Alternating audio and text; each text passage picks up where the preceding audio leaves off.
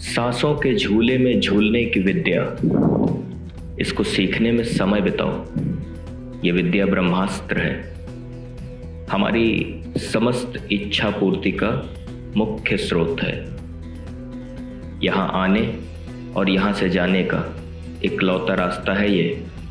ढूंढो ढूंढो इस रास्ते को, ताकि घर लौट सको पथिक, तुम घर लौट सको।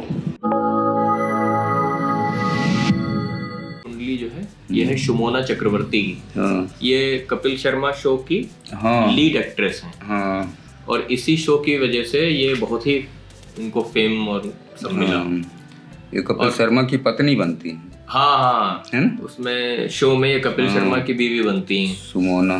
तो ये कपिल शर्मा के साथ में तब से आती हैं जब ये लोग सोनी पर एक और सीरियल आता था कभी बहुत पहले, तो उसमें ये 4-5 लोग जो है वो इकट्ठे करते थे काम। हाँ, फिर इन्होंने जो है फिर इकट्ठे टीम बना के और अपना काम करना शुरू किया। ये पढ़िए कुंडली जरा। सुमोना चक्रवर्ती है कपिल शर्मा शो की ये हीरोइन। हाँ तो सुमोना चक्रवर्ती की जन्म कुंडली कन्या लग्न है और कन्या राशि ही है। तो सबसे पहले आयु की गणना करते हैं। तो लग्नेश बुध इनका स्थिर में है, अष्टमेश का मंगल स्थिर में है, ये अल्पायु हो गई। लग्न द्विस्वभाव में है, चंद्रमा द्विस्वभाव मध्यायु हो गई। शनि द्विस्वभाव, चंद्रमा द्विस्वभाव मध्यायु की कुंडली हो गई। ठीक। तो सुमोना चक्रवर्ती की जन्म कुंडली मध्यायु के कालखंड में है। ठीक। अब इनके धन भाव की स्थिति देखो। धन भाव का मालिक शुक्र इनका भाग्य भाव में बैठा, स्वग्रही बैठा है, तो धन की स्थिति बलवान है, वहाँ पे कहीं कोई समस्या नहीं है। अच्छा, और पति भाव देखो तो पति भाव का मालिक गुरु इनका भाग्य भाव में बैठा। गुरु यहाँ उच्चाभिलाषी कर्क इसकी उच्च राशि है, 2 राशि पीछे वृषभ राशि में बैठा। तो पति भी इनके बहुत अच्छे होने चाहिए। अच्छा। वो स्थिति ठीक है। संतान पक्ष इनका शनि पंचमेश यहाँ राजयोग बना रहा है ना? तो वो भी ठीक है ना? हाँ। अब इसमें राजयोग देखो जरा। तो लग्नेश बुध आ गया नवम घर में, एक राजयोग। पंचमेश का शनि आ गया चौथे घर में, और शनि यहाँ पे है तो नीचाभिलाषी, मेष इसकी नीच राशि है, और 4 राशि पीछे धन राशि में बैठा है, लेकिन फिर भी राजयोग तो ये देगा। तो एक बुध का राजयोग और एक ये शनि का राजयोग। अच्छा, भाग्य शुक्र अपने घर में बैठा, ये भाग्य भाव को बलवान रखेगा, यहाँ कोई समस्या नहीं। चतुर्थेश का गुरु यहाँ आ गया भाग्य भाव में उच्चाभिलाषी, कर्क इसकी उच्च राशि, 2 राशि पीछे वृषभ में बैठा, तो एक ये राजयोग देगा, है ना? तो लग्नेश का बुध का एक राजयोग, पंचमेश शनि का एक राजयोग, और चतुर्थेश गुरु का एक राजयोग यहाँ मिलेगा। सप्तमेश भी गुरु है तो ये चतुर्थेश का ही राजयोग आ जाएगा। एक राजयोग और बन रहा है यहाँ पे, ये दशमेश 9 में आएगा बुध, लेकिन वो लग्नेश से ही राजयोग आ गया। अच्छा। है ना? तो लग्नेश का बुध का राजयोग, शनि का राजयोग, पंचमेश का और चतुर्थेश गुरु का, 3 राजयोग हैं इसमें जन्म कुंडली में। धन भाव की स्थिति देखो। धन भाव का मालिक शुक्र भाग्य भाव में स्वग्रही बैठा है, इसलिए धन की स्थिति बलवान है, कहीं कोई समस्या नहीं। पति भाव का मालिक गुरु यहाँ राजयोग दे रहा है भाग्य भाव में, गुरु उच्चाभिलाषी होकर के, तो ये भी बढ़िया है स्थिति। संतान पक्ष का मालिक राजयोग दे रहा है चौथे घर में, इसलिए संतान भी इनकी ठीक होंगी, अच्छी होंगी, वहाँ पे कहीं कोई समस्या नहीं है। तो करियर इनका बुध है, ये स्थिर राशि में है भाग्य भाव में, करियर इनका बहुत लंबा चलेगा। अच्छा। हाँ, करियर चलता रहेगा, बढ़िया करियर चलेगा, यहाँ कोई समस्या नहीं। इस कुंडली में जो भी समस्या हमें दिखती है, तो लग्न में चंद्रमा बैठा है, गुरु की 5वीं दृष्टि यहाँ आई, 7वीं दृष्टि पराक्रम के घर पे गई, गुरु की नीचाभिलाषी, मकर इसकी नीच राशि है, 2 राशि पीछे वृश्चिक पे गई। 9वीं दृष्टि आ गई गुरु की नीच की पंचम घर पे, और शनि की दृष्टि आ गई, तो शनि चंद्रमा गुरु 3 की दृष्टि आ गई, है ना? तो लग्न में और तो कोई इतनी बड़ी समस्या नहीं है, ठीक ठाक है स्थिति। सूर्य दशम में बैठा, इसलिए पिता के लिए हानिकारक है, पिता के स्वास्थ्य को प्रभावित करेगा इस कुंडली पर। और तो हमें सब ठीक दिखता है, केवल ये जो राहु मंगल छठे घर में बैठा है, ये समस्या देगा, और ये समस्या देगा बड़ी, इनको शारीरिक कष्ट की बड़ी समस्या देगा। अच्छा। क्योंकि शनि की तीसरी दृष्टि भी यहीं आ रही, यानी शनि राहु मंगल तीनों पाप ग्रह यहाँ है नी छठे घर पे, रोग के घर पे कॉम्बिनेशन बना रहे हैं। अच्छा, ये ड्रिंकिंग स्मोकिंग तो करती हैं। हाँ, शनि की 7वीं दृष्टि गई यहाँ 10वें घर पे है ना, और ये उच्चाभिलाषी है। तुला इसकी शनि की उच्च राशि है, उससे 4 राशि पीछे। 10वीं दृष्टि लग्न पे आ गई है ना, कन्या पे। यहाँ पे ये दृष्टि उच्चाभिलाषी पड़ेगी, तुला इसकी उच्च राशि है, 1 राशि पीछे कन्या पे जाएगी। ये जो कॉम्बिनेशन बन रहा है ये बहुत खतरनाक कॉम्बिनेशन है शनि और राहु मंगल का। अच्छा, है ना, वो भी छठा घर है ना। हाँ, और चूंकि शनि इनका रोग का मालिक बैठा कहाँ है, चौथे घर में बैठा है, सूर्य से दृष्ट है, केतु से दृष्ट है ना, और ये चतुर्थेश का गुरु यहाँ बैठा है 9वें घर में, और गुरु 1 2 3 4 गुरु यहाँ मंगल से दृष्ट है। ठीक है, ये सारा जो कॉम्बिनेशन बन रहा है वो ये बताता है कि इनको शारीरिक रोगों में हृदय से संबंधित रोग की स्थिति ज्यादा बनेगी है ना, और अचानक से बनेगी। अच्छा। क्योंकि राहु कभी समझने नहीं देता जल्दी है ना रोगों की स्थिति में, और शनि के घर में बैठा है, तो दूसरा जो रोग बनेगा इनका वो नर्वस सिस्टम का बनेगा। अच्छा, हाँ, निश्चित रूप से बनेगा। तो अब ये जब ये कभी ये महादशाएं मिलेंगी शनि मंगल राहु 3 में से किसी की, तब ये पीड़ा बढ़ेगी। अच्छा, एक हृदय रोग से संबंधित और एक तंत्र स्नायु तंत्र से संबंधित, नर्वस सिस्टम से संबंधित है नी, और अचानक से रोग आएगा सामने। अच्छा। हाँ, जिसमें काफी लंबे समय तक के लिए इनको ट्रीटमेंट लेना पड़ेगा मेडिकली। ये जो है ड्रिंक अल्कोहल भी ड्रिंक करती हैं और स्मोकिंग भी करती हैं, और बहुत ही ज्यादा स्मोकिंग करती हैं। वो ज्यादातर हाँ लोग करते हैं, चेन स्मोकर हैं। एक लड़का दोस्त है हमारा, तो कपिल शर्मा शो में उसमें है, क्या बोलते हैं उसको, वो जो वेशभूषा और साज सज्जा डिपार्टमेंट होता है ना इनका, है ना, तो उसमें है वो, उसमें मैनेजर है। तो वो हमसे बताने लग गया है कि जो है चेन स्मोकर है ये। तो हमने कहा कि कुछ ना कुछ अगर कुंडली में कोई प्रॉब्लम होगी तो फिर वो प्रॉब्लम बहुत तेजी से बढ़ेगी। हाँ, वही है हृदय की और नर्वस सिस्टम की। अच्छा, 2 प्रॉब्लम स्थिति आ सकती है।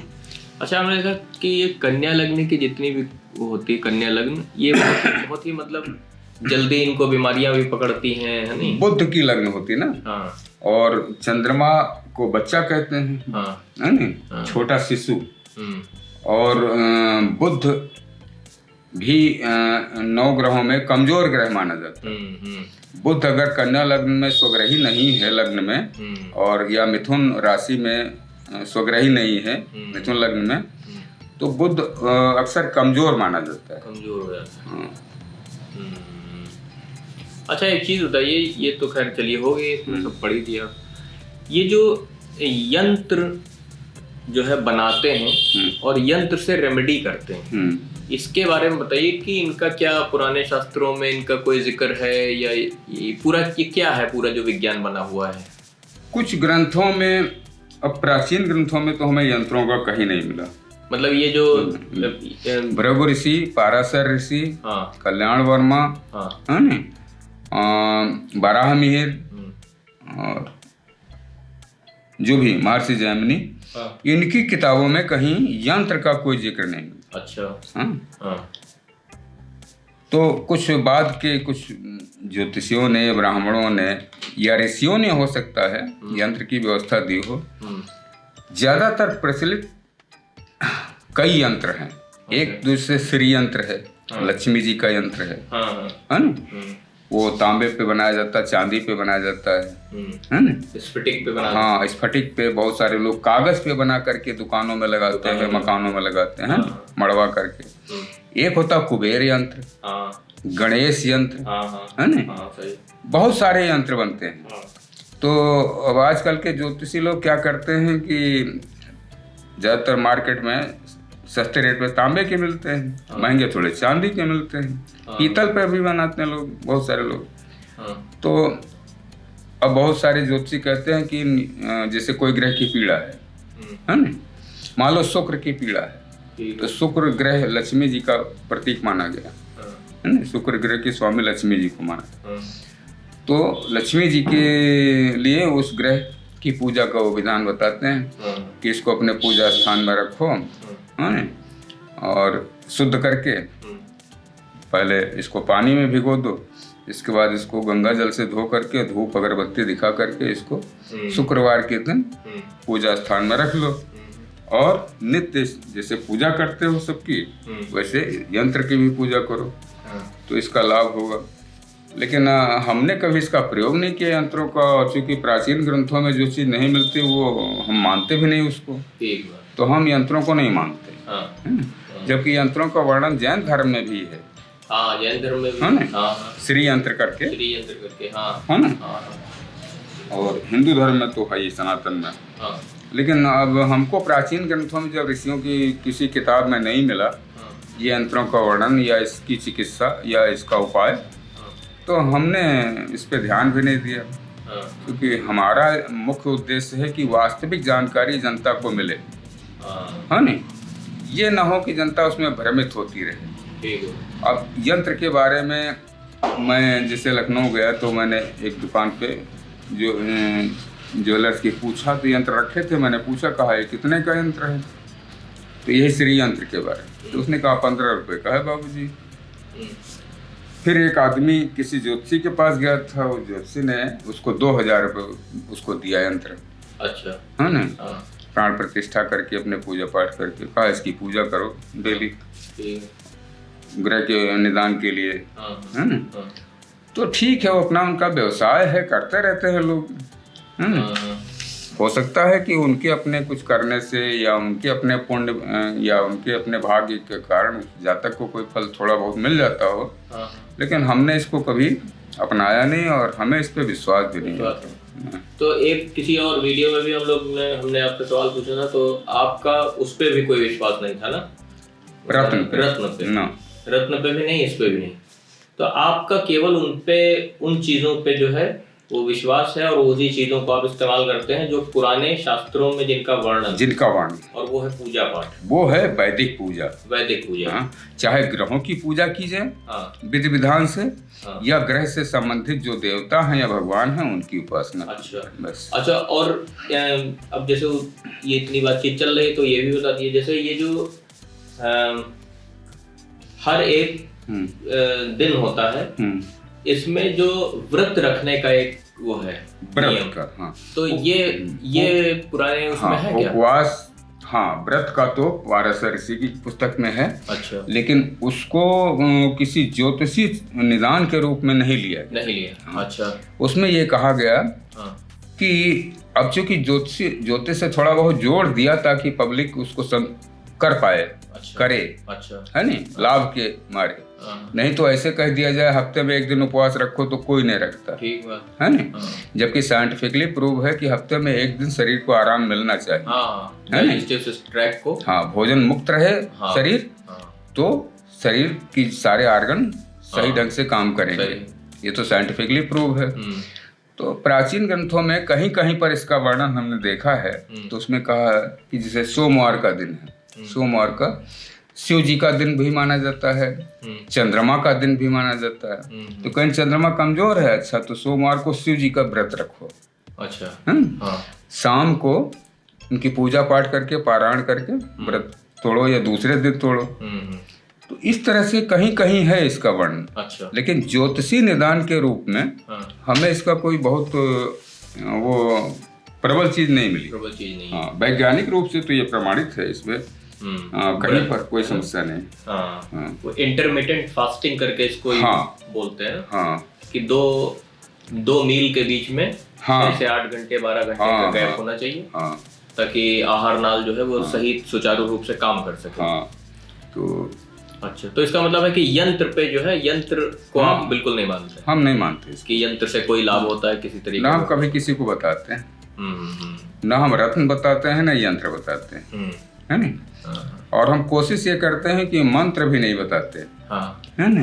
अच्छा, मंत्र के बारे में बताइए, मंत्र हाँ। का क्या है? मंत्र का विधान ये है कि जैसे पंचांग में दिया रहता है, वैदिक मंत्र है और तांत्रिक, दो तरह के मंत्र हैं। हाँ तो जैसे सूर्य का है ना, हाँ तो सूर्य का वैदिक मंत्र है कि ओम घं गणेश सूर्याय नमः या ओम सूर्याय नमः, ठीक है ना। तो चाहे अक्षत डाल करके जल अर्पित करना हो, सूर्य को अर्घ्य देना हो, तो इस मंत्र का जाप करे, या नित्य बैठ करके सूर्य ग्रह का एक चित्र बना करके या मूर्ति बनवा करके उसकी पूजा करे। तो पूजा का विधान तो है, मंत्रों का वैदिक विधान है ना। तो इसका तो प्राचीन ग्रंथों में वर्णन मिलता है ना, कि चाहे सूर्य ग्रह की मूर्ति बना करके सूर्य ग्रह के मंत्र का जाप करके पूजा की जाए, या सूर्य कारक किसका है ना। तो सूर्य का कारक शिव जी को भी माना गया, विष्णु जी को भी माना गया, है ना। तो विष्णु जी की या शिव जी के मंत्रों का जाप करे। अच्छा। तो इसी तरह चंद्रमा का है ओम सोम सोमाय नमः, है ना। तो हाँ, जो कि हमने रेमेडी, जब भी आपसे हम रेमेडी दिलाते हैं किसी को, तो हमने देखा नहीं कि आपने कभी किसी यंत्र की बात करें या रत्न की बात करें या रंग की बात करें, आप वो भी नहीं करते रंग। इसी तरह मंगल का है ओम ओम भौम भौमाय नमः, ओम बुम बुद्धाय नमः बुद्ध का है, ओम ब्रह्म बृहस्पतये नमः, ओम सुम शुक्राय नमः, ओम सम शनैश्चराय नमः, ओम राम राहुवे नमः, ओम किम केतुवे नमः। ये तो वैदिक मंत्र हैं। अब इनके तांत्रिक मंत्रों में सा सी सा वो पता नहीं कितने अच्छे हाँ वो जोड़ते, वो बोल भी नहीं सकता आदमी, उसी में गड़बड़ी होती उच्चारण में।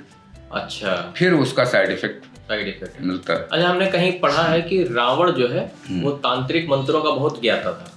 रावण चूंकि उसके जो गुरु थे, आराध्य थे, वो परमात्मा शिव जी थे। हाँ। तो और शिव जी तंत्र के तंत्र उन्हीं से निकला ही है। हाँ। तंत्र शास्त्र। हाँ। तो वो तो तंत्र का ज्ञाता था ही। हाँ। और रावण स्त्रोत उसने, जब शिव जी, वहाँ एक कहानी है कि जब ये एक बार शिव जी से असंतुष्ट हो गया तो इसने कहा कि नहीं, कहा कि मैं, शिव जी ने मना कर दिया था लंका में स्थापित होने के लिए। अच्छा। तो इसने कहा मैं उस कैलाश पर्वत को ही उठा लाऊंगा, पर्वत सहित उनको उठा लाऊंगा और यहाँ अपने लंका में स्थापित कर दूंगा। तो जब ये कैलाश पर्वत पे पहुंचा तो इसने हाथ लगाया जब, तो अब उस परमात्मा शिव की लीला है, अपने वो हाथ उसका पर्वत के नीचे दब गया। अच्छा। तो इसको भान हुआ कि अरे हम तो इतने बलशाली हैं, हम कैलाश पर्वत क्या चीज है, बड़ी बड़ी चीजें उठा लेता था। तो कहीं अब वो चीखने चिल्लाने लगा, दर्द के मारे कराहने लगा। तो उसकी जो कराहने लगा तो उसमें उसने रावण स्तोत्र उसको कहते हैं। अच्छा। है नी, बहुत बड़ा है, बहुत महत्वपूर्ण है। अच्छा। है नी। तो वो उसका जाप करने लगा। अब उसी समय रावण स्तोत्र उसके मुख से निकला भी। अच्छा। हाँ, शिव जी प्रसन्न हो गए।